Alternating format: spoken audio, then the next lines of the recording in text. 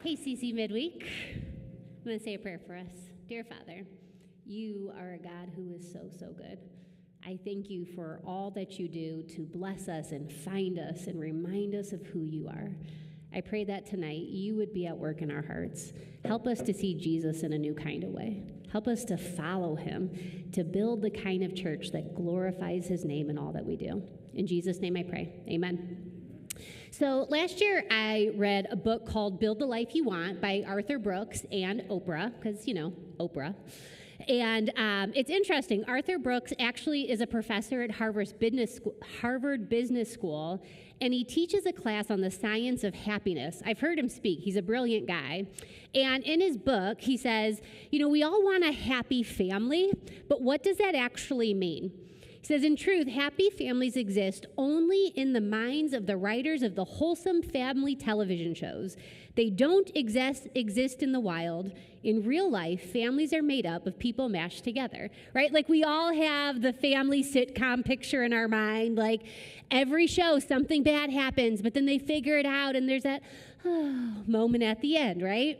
But real families don't behave that way. They said it can lead to amazing love, but also plenty of conflict.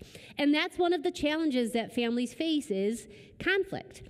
But here's what he said that's fascinating to me. He said, challenges are actually opportunities to learn to grow in this unique and powerful area of love. Here's the tension. When we feel conflict, usually we see it as evidence that we're doing everything wrong, right? Like everybody's grouchy or fighting or frustrated or something's not working and we're like, yep, I knew it. I'm a failure, doing a terrible job. This isn't working how it's supposed to. He said, actually, family unhappiness due to conflict should be a signal that something is important right where it should be. You're upset because your family matters to you. And listen how powerful this is. Conflict is the cost of abundant love.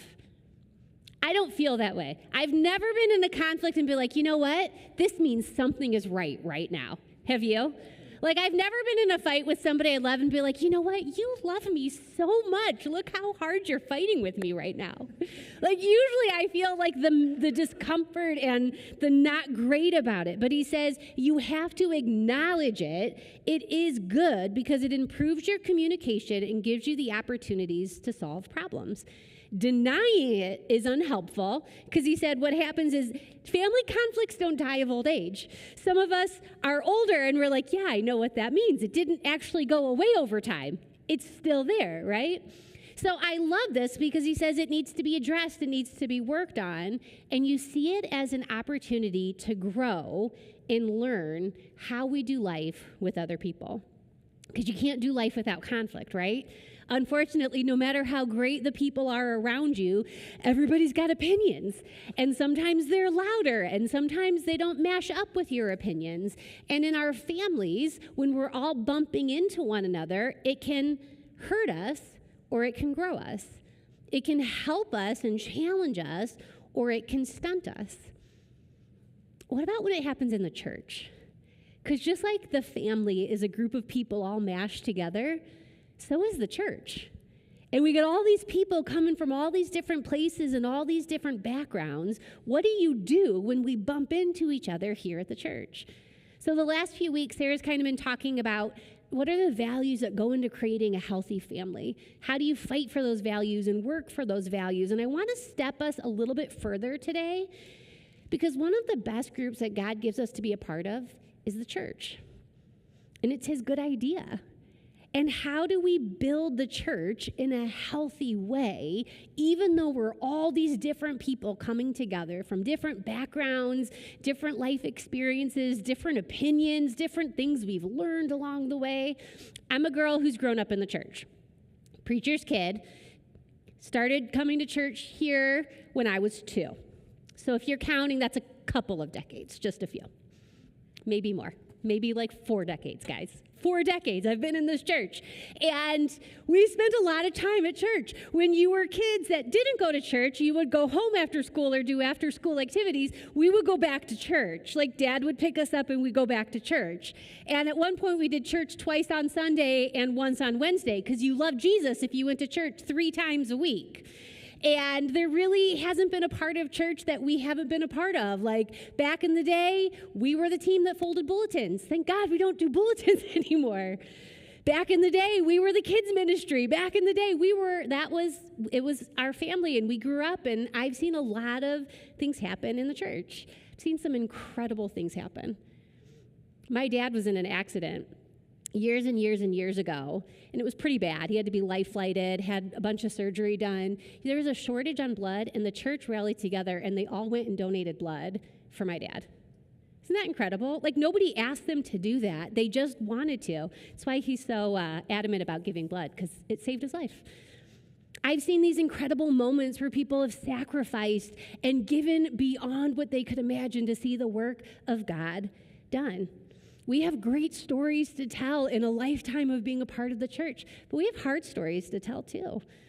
We have had beautiful, take your breath away moments, and we've had really sad ones. We've had life-changing experiences, and we've had heart-hurting ones, all in the many, many years of being part of the church. But here I am. It's my happy, safe place. I love the church, but it's not everybody's happy, safe place. You'll talk to people, maybe it's been you at one point or it's you today, and the church didn't feel like a happy place, didn't feel like a safe place, didn't feel like a place that was really for you. It was more the place that was hard to be or hard to be around or just didn't feel great. So we have to ask ourselves, what is the church? Because it's more than just this beautiful building, which is beautiful. It's more than just the multi-campuses in different cities. It's more than just 4 walls that people are inside of. The church, as it turns out, is you and me. We are the church, the people who say we love Jesus and are trying to follow him. We're the church. And just like with our families, we have this baggage that we carry into us that we've picked up and acquired over the years. The same thing comes into when we show up at church. We bring a lot of life baggage along with us. And it affects how we see the church. It affects how we think about the church. We have past hurts or insecurities or disappointments. It all shows up in how we think about the church. And sometimes that baggage we take into church with us creates a distance where we miss out on this incredible opportunity that God has for us. Because to really grow into the potential that he's given us, that he's created us with, we absolutely need connection. We need people in our life. See, conflict with people is inevitable, but division isn't. Division is a choice. Conflict is we have difference of opinions. We're going to bump into each other. You see it one way, I see it another. You have one value, I have another. Division is you can't be in my life because you think different than me.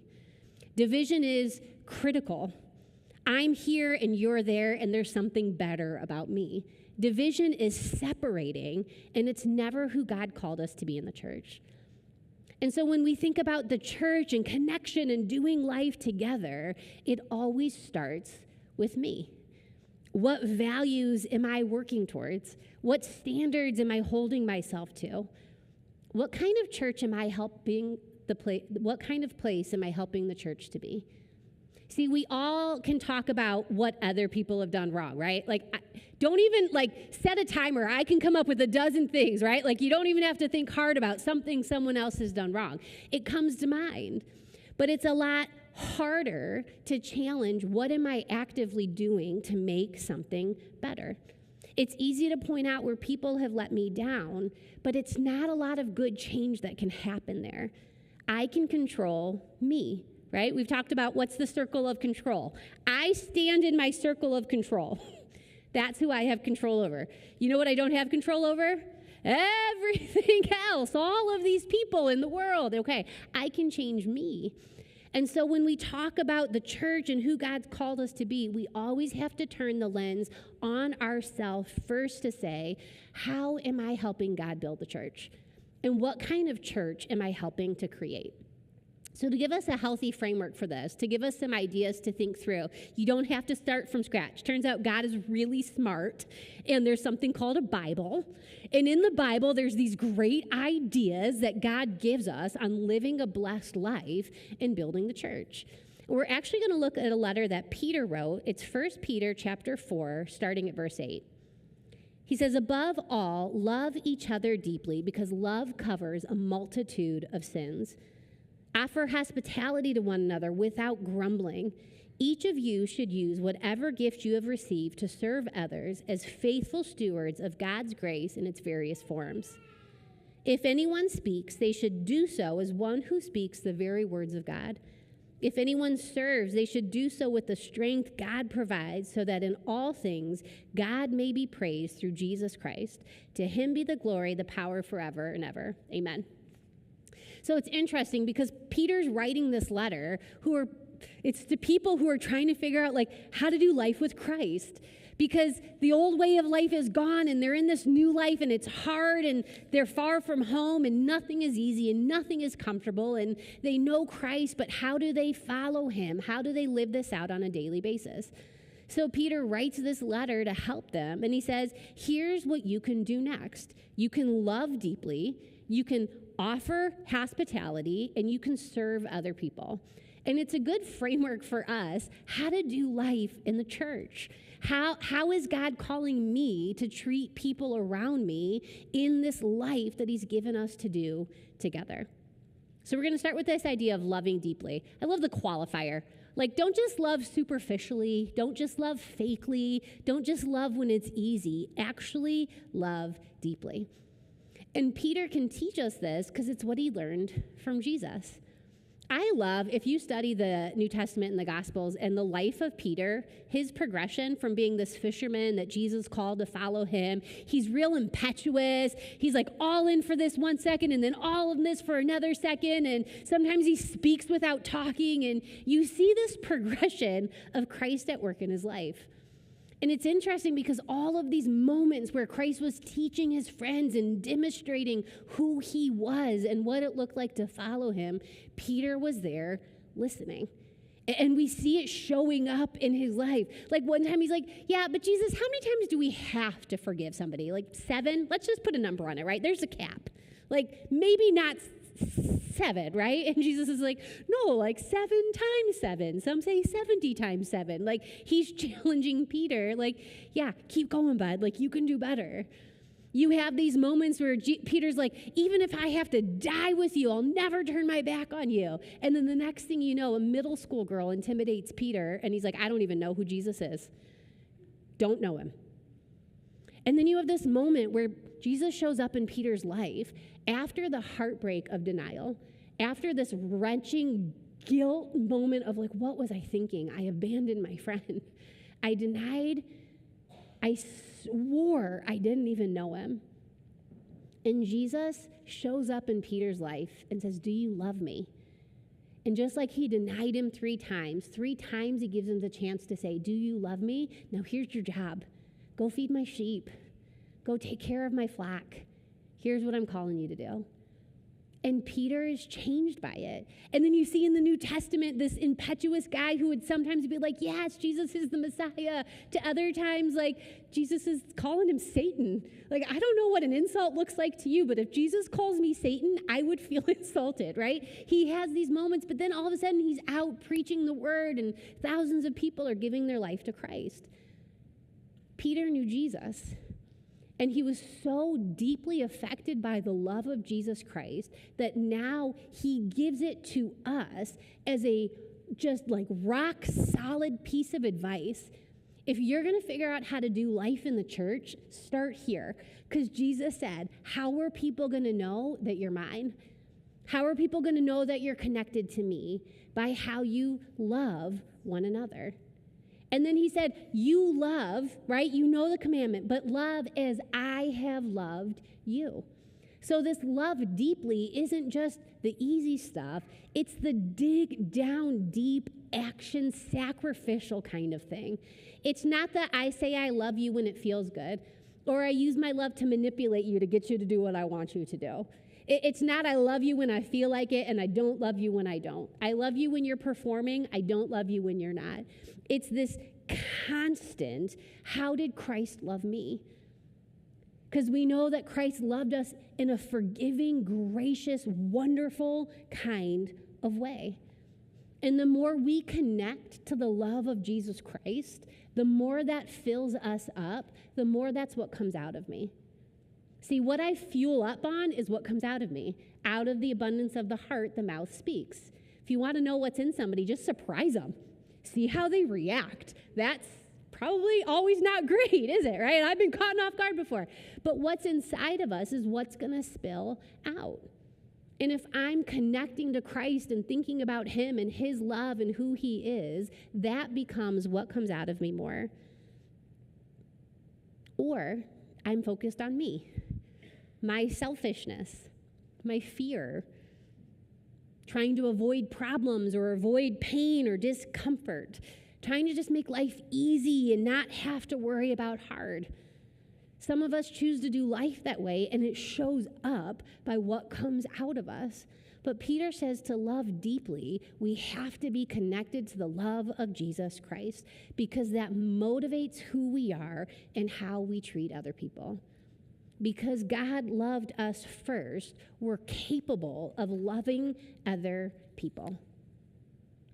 And sometimes we just need the reminder, like, how did God love us?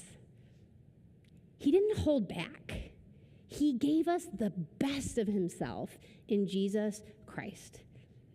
He didn't portion it out in small measures. He didn't hold anything back in the extravagant love that he showed for you and I. And Peter knew this because he was there the night that Jesus washed his friends' feet. And he showed them that because he was their teacher and their Lord, and he humbled himself in the position of a servant, even the people he knew who would betray him. Even the people he knew who would turn their backs and run when things got hard. Christ loved them still. And then I think about myself and I'd be like, do I really want to wash your feet knowing you're a jerk, right?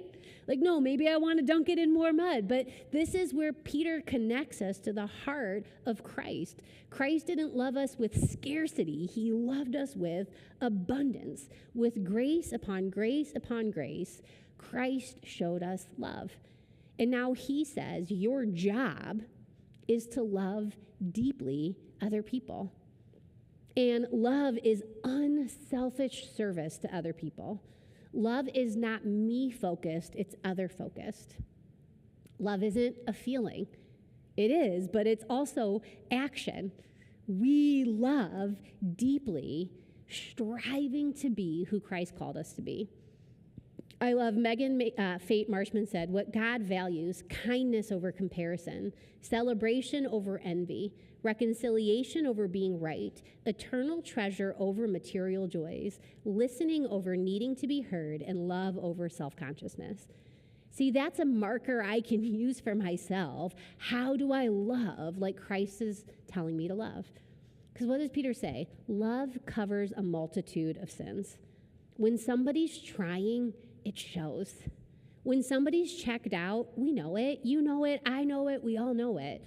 But when somebody's in it and trying, it shows up. It shows up in what they do and what they say and how they act. And when they're acting in loving ways, it covers up a lot of mistakes, doesn't it? The idea isn't you have to be perfect, because none of us are perfect. The idea isn't even be just like Jesus. It's follow Jesus. And as you follow Jesus, nobody wants your heart to be better than Christ wants your heart to be better. Nobody's working harder for your heart than Christ is. And it's letting him transform us into the people he's called us to be. We don't expect perfection from the people that we love. We expect them to try. And what happens is when we're trying, when we're working with love and connection, it shows up in being patient and kind and never giving up. So the first question we have to say is, are we creating a church that loves deeply? When people come to Christ Church, are they seeing a God who loves ferociously and extravagantly? And how do we help share that more and more? So Peter says, love deeply. And then he goes into this idea about offering hospitality. Hospitality isn't a word we use a lot unless you're in the service industry, like hotels, restaurants, right? The kind of service that you get. Horst Schultz was actually the co-founder of Ritz-Carlton. And he wrote a bunch of stuff and spoke at a bunch of stuff. And he said, having employees that are nice can be the largest growth engine for an organization. He said, being nice is the largest driver of customer satisfaction and leads to loyalty. The very thing that doesn't cost anything is what can be the biggest advantage for your organization. That's what he taught people in the service industry. Like when they're asking about like, hey, like you built this huge business and this fancy hotel, like what's your advice for success? And you know what he said? Be kind. The thing that actually doesn't cost you anything makes a huge difference in an organization. And the same is true for us. Being nice makes a huge difference in a lot of stuff. There's so many things going on in your life, in my life, in the world. We've been places, right, where we felt welcome before. Like, man, it instantly felt like home. Have you been there before? Like, maybe it's somebody's house or a friend's house or family, or you go somewhere and you're like, oh, this feels great. Can breathe, can relax, can feel like, unwind. Or we've also been places where we felt miserable and we were like looking at the clock, like, when can I go? Did I get my hour in yet? It feels like 10 hours. And you felt uncomfortable and you just didn't want to be there. We've been in both places. And Peter's using this idea of hospitality, like when you offer somebody into your house and you take care of them, you want them to feel welcome, and you make them feel welcome by being kind to them. This is how it's supposed to be in the church. People should walk into church and feel welcomed. They should be seen and valued. That's how it should feel, not like, oh my gosh, I'm so uncomfortable. When is she going to stop talking already? It's been 5 hours, right? Life slows down when things are uncomfortable. Just me? Anyone else? Like miserably uncomfortable, and you're looking at every second on the clock. Peter says, because we know Christ, because Christ has welcomed us into his life, his heart, his purpose for us, we become the people who welcome others. And when we talk about hospitality, we're talking about generosity and kindness and being friendly and welcoming. What if we made it a goal to treat people generously? You're generous with your attention. You're generous with your focus, your time, your actions, your thoughts. Do you ever think about being generous with your thoughts before? Instead of immediately thinking the worst of somebody, what if I say, I don't know that to be fact? What if I think the best of them? Instead of just like blanket statement judging people who are around us, what if we start with, we're all trying to do our best? I heard one speaker, he's like, what's the least creepy explanation I can come up with for why this happened? Because we're pretty good at like picking the creepy explanations, like, oh my gosh, this person is a creeper. I don't know. Like, we have all of these ideas. But what if instead we said, what's the actual like least creepy reason I could come up with? Instead of being defensive, what if we worked towards being open? Instead of reacting defensively to everything or hurt, maybe we say, somebody's not trying to attack me here. Maybe they just had a bad day. And in our thoughts, we start being generous about other people. And we even turn that into, God, I don't know what they're going through. Maybe help me understand better. God, help me to be more kind when I feel grouchy. God, help me to be more open when I feel defensive or critical. Part of being generous with our thoughts is, what can I let go of? We're really good at holding on to hurt, aren't we? Like, I will set up this tent, I will live in this tent, I will make my camp here, and I won't let go of it. And then we build all of these defenses for why it's okay for us to live in that hurt. And you know what? You're right. They were terrible. If you explained it to anybody, they would all be on your side. That is probably 100% true. But still, what if you let go of it? What if you forgave somebody for it? Wouldn't life feel better? Wouldn't you feel better? Do you ever let go of something? It just almost feels like you can catch your breath. Instead of trying to be the people that prove everybody wrong or how smart we are or how right we are, what if we worked from the opposite assumption? There are people who are a lot smarter than me. What can I learn from in them? I actually learned this idea. I can't remember where it came from, but like when you're in a conflict, like when you're fighting with somebody, instead of getting defensive, instead of arguing the point, you're supposed to say, wow, that's interesting. I'm curious. Could you tell me more?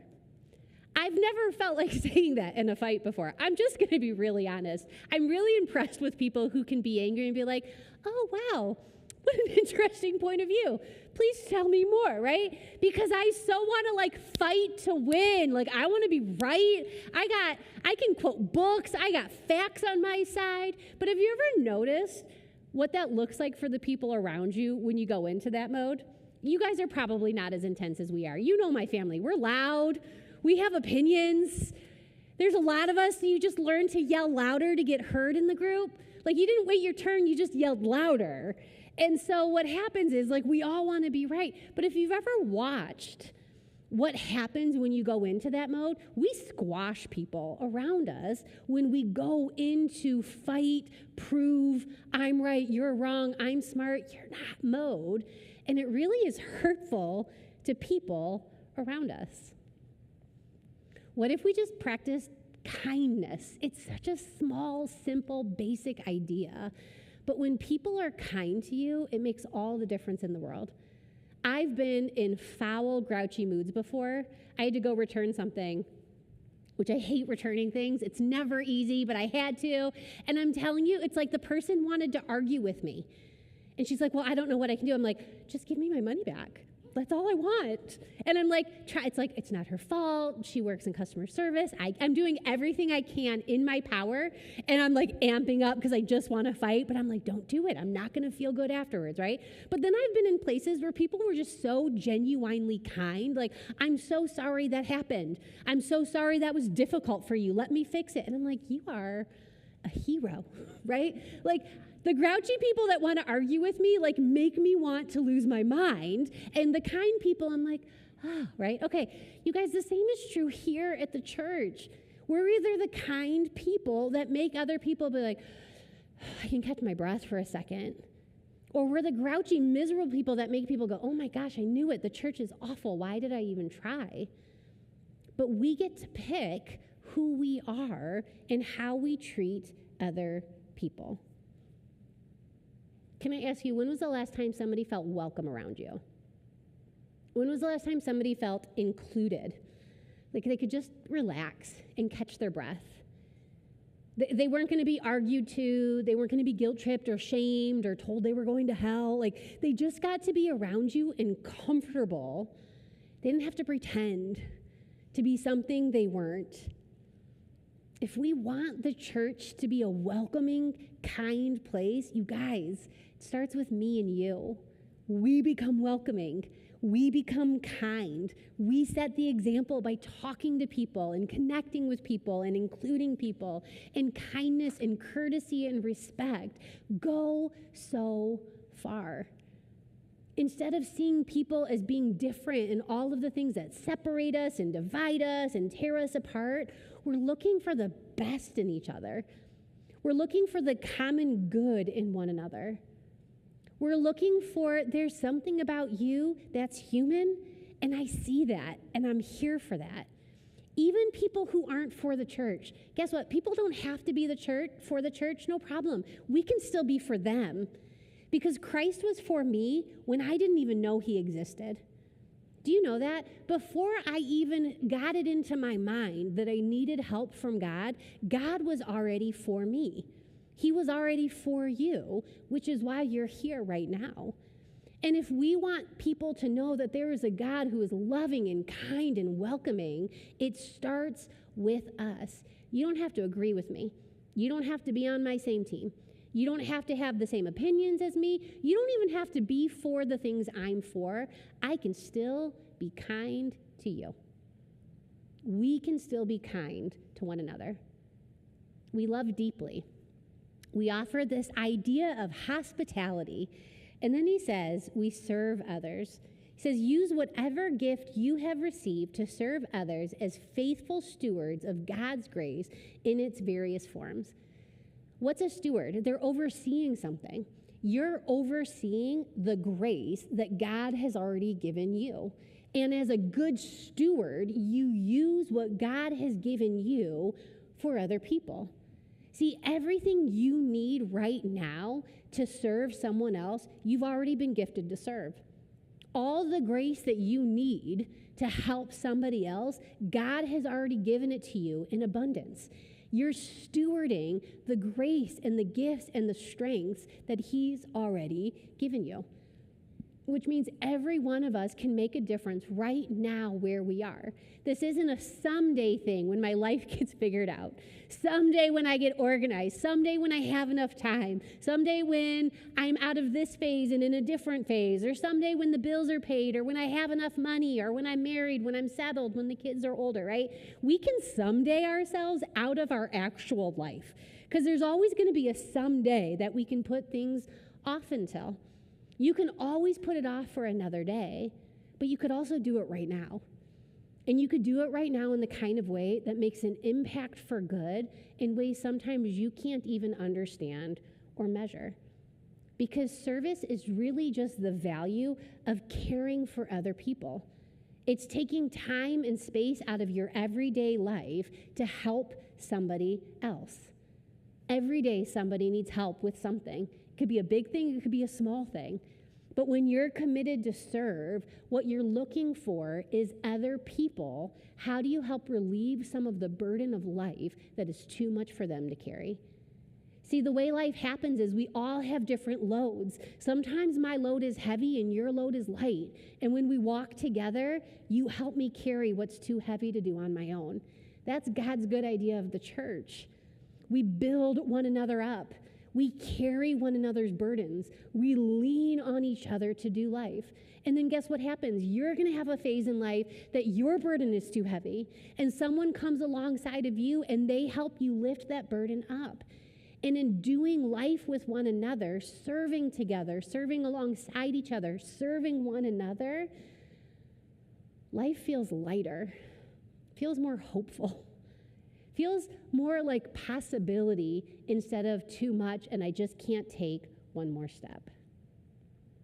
Service also helps us see people better. Do you know it's really hard to hate up close? It's really easy to hate from a distance. When we make people issues, it's easy to hate issues and turn that into what we hate about people. When we make people burdens or problems, it's really easy to feel annoyed and be like, I don't want anything to do with that.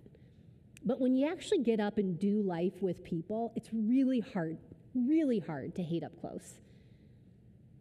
Because each of us carries the image of the God who created us.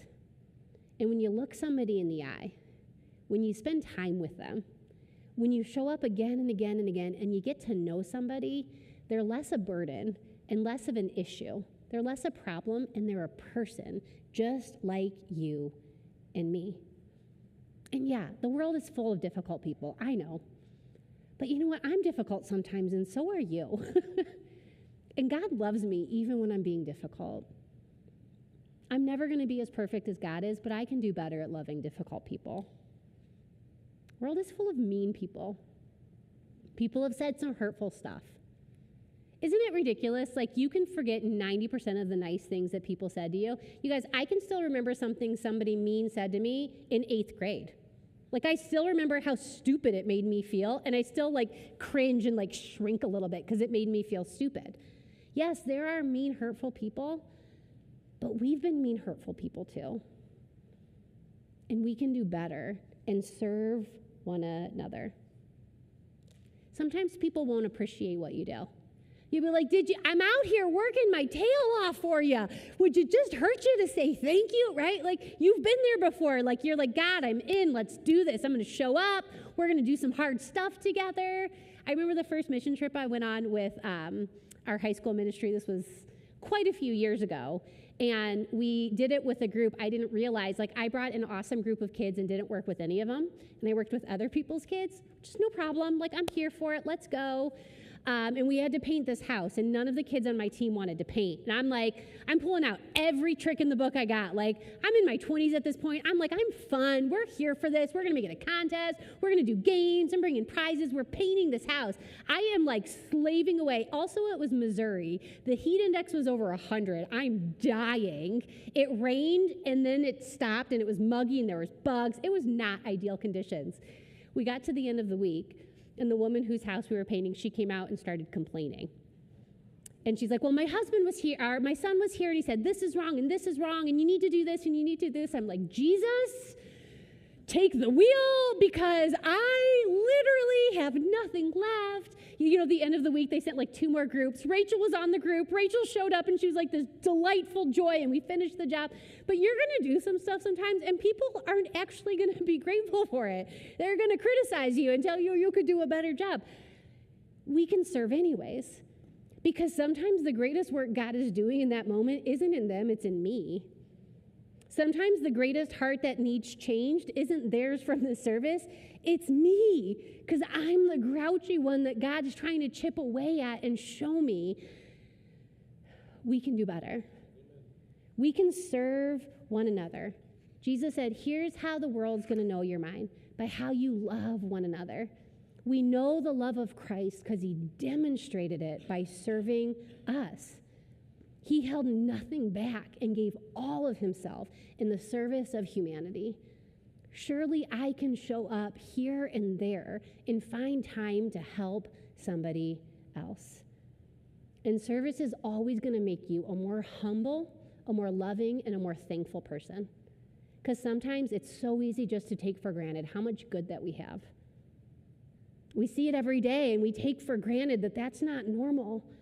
And then we're in a different context, and we're like, God, forgive me for taking this for granted. I'm so thankful for what you've done. We should be the church at the front lines of kindness, of service, and generosity. And if we really think like the church is the hope of the world and going to make a huge difference, then we have to be the ones shining the light for Christ. We have to serve every opportunity we can. And Peter just gives us 2 quick examples how to do that. He says you can serve with your words and you can serve with your actions. So by serving with your words, what you're saying is, like, our words are powerful things. They matter. We throw away thoughtless words that hurt and we didn't even realize it, but we can be intentional. We can lift people up instead of tearing them down. We can encourage instead of discouraging. We can say, my words can serve somebody else for good today. I'm going to encourage them. I'm going to offer something kind. I'm going to say something about joy or goodness. You have a contribution to make. Use your words to serve somebody else. And then serve with your actions. Find a way to help. Every week, say, I work this many hours, I cook this many hours, I sleep this many hours, I go to school this many hours. Maybe I can find 1 or 2 hours that's not about what I have to do for me, and I could give it away to help somebody else. You can serve in the church, you can serve in your community, you can serve at awesome organizations that are fighting the good fight to make awesome good things happen in the world. Here's what I want to challenge us tonight. We're the church. It's who God called us to be. The church isn't the building. The church isn't somebody else. The church is you, and it's me. And if we want to glorify the name of Jesus Christ in our generation, then we live intentionally with Christ by loving deeply, by showing kindness and looking for ways to show up and help. I can't change what other people do, but I'm always in charge of me. I'm always in control of what I do. Even when people aren't doing what I think they're supposed to do, I can still be the girl. You can still be the guy or girl that Christ has called you to be. What we do, what we say, how we act can all be driven by the incredible love of Jesus Christ. I love this quote from Don Carson. He said, the church itself is not made up of natural friends. It is made up of natural enemies. What binds us together is not common education, common race, common income levels, common politics, common nationality, common accents, common jobs, or anything else of that sort. Christians come together because they've all been loved by Jesus himself. They are a band of natural enemies who love one another for Jesus' sake. That's who Christ calls us to be. It's the love of Christ that connects us. It's the incredible saving grace of Jesus Christ that draws us together. We're going to mess up. We're human. But we're going to love so deeply that love will cover a multitude of sins. when the church is driven by hope, filled with love, service, kindness, generosity, and a welcoming attitude, friends, it is the most powerful force in the world. There's nothing God can't do when you and I show up and say yes to following him. Let's be the church. Let's show the world how awesome Jesus Christ is. Dear Father, I pray that you would help us. I recognize that doing life isn't always easy, and we need more of you and less of us. I pray, Father, where we haven't gotten this right, it wouldn't feel like one more thing on our to-do list. It would feel more like us turning closer to you, opening our hearts that you might work. Be at work in our hearts, change them for good in only the way that you can. Father, I pray that you would build your church here at Christ Church. I pray that it would be a place of hope and light and a beacon of the good that you want to accomplish in this world. Father, I pray that you would build the kind of church that affects change for good in this world, that is at the front lines of kindness and generosity and helping and making a difference, glorifying the name of Christ in all that we do. We cannot do this without you. Help us, I pray. In Jesus' name, amen.